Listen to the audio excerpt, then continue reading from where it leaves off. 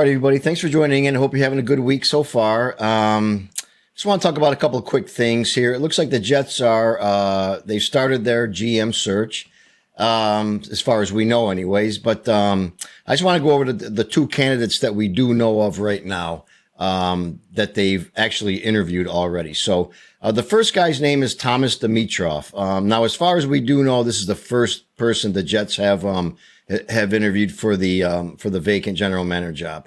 Now, apparently they completed this interview with this Dimitroff guy on Tuesday of this week. Now I asked myself, who was this guy? I never heard of him because a lot of times you don't know general managers of teams. You just don't hear their names. You don't know who they are until later on, if they're fired or somebody else hires them or whatever. So I had to figure, who is this guy? So what I was able to find out so far, is this Thomas Dimitroff. He was the Atlanta Falcons general manager from 2008 until midway through the 2020 season. Now, in that time frame, the Falcons had a 113-95 record under this guy, but he did not have a winning record in his final 3 years with the general manager job at Atlanta. So he sounds like a perfect candidate for the Jets.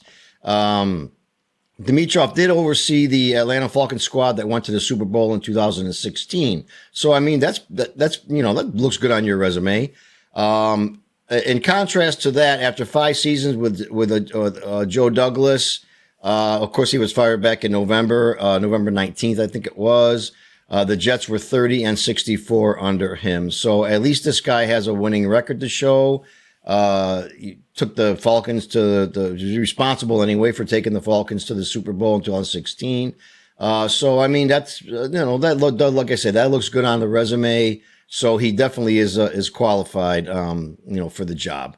Something else I want to mention too. I saw, right after the Jets got rid of Joe Douglas, they announced that they had hired this organization called the 33rd Team. It's like a football media and analytics consulting team to assist Woody Johnson in the hiring of their new general manager.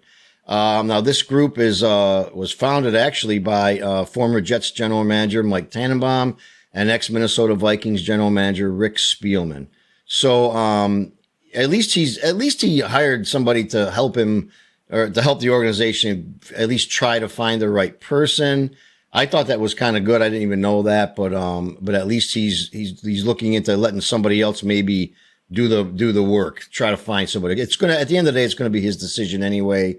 So hopefully he doesn't mess that up, but at least he's asking football people to find football people for the job. Now, shortly after that interview, the second person that the Jets interviewed was a fellow called John Robinson. Now, Robinson was the Tennessee Titans general manager from 2016 until he was fired late in 2022. Now, under his watch, Tennessee had a 66-43 record. They made the postseason 4 times and won the AFC South twice. So, I mean, first of all, at least they're looking at people who have had general manager experience in the past. They're not just hiring a guy out of college or a guy that they like or the guy that's never done this kind of job before. So that's the first thing I think that looks good for them. And like I said, he's got some kind of another company or outlet that's helping him to look for these guys. So that's the second good thing. So I think those are both positive things. And both candidates so far, I mean, I don't know much about them other than what I could find on like searching their names and everything, but they seem somewhat qualified, even if they had the last couple of years weren't too well. Of course, they got fired. Everybody gets fired, so nobody's with a team forever. So, but they do have a track record. Both of them seem like they have a winning track record, and I guess we'd have to see what happens, but I just thought it was okay to mention the fact that at least they hired, somebody to help them search. I don't know how much Aaron Rodgers is going to have to say in this, because there's a lot of stuff going on about him that I'm going to talk about later on. Maybe tomorrow I'll make another video about that.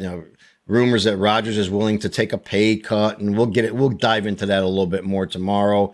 Garrett Wilson trade talks. I think this is all just clickbait crap that people are putting on the internet. I don't believe that. He has at least another year on his rookie contract, if I'm not mistaken. So if the Jets can say, if you want to go somewhere, you ain't. You're staying here. If you want to play like shit next year because you're mad, then that's not going to boost your stock up too high. So that's a whole nother video in itself as well. I just wanted to let everybody know that at least the Jets are looking. They got to fill this position. Hopefully they have other candidates. I haven't heard of any other candidates yet. But we'll see who else they have in store. I'm sure there's more guys they're going to be bringing in. They're not just going to pick from these two.